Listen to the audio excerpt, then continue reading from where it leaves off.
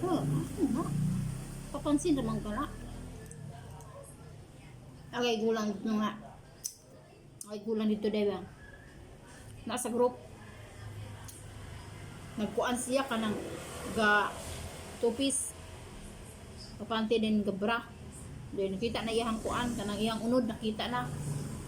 Awa nagiba siya dito pwede tindighan na siyang kuan reactor.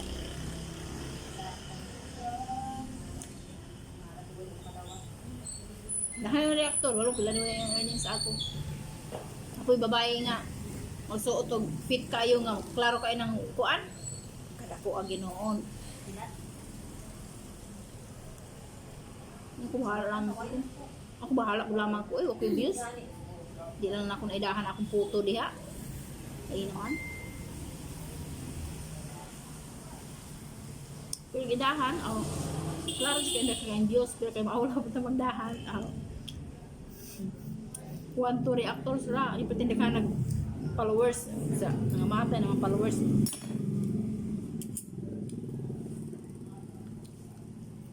Ikuan, para ko views eh. Simple na mo. Sige, kuan ni kuan. Required mo ra. Kapos ra og bati nga kuan. Ano ra? Basta kay kapos. Di lang may mapakita sa among unod.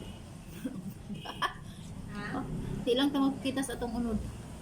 Okay. Ay naman.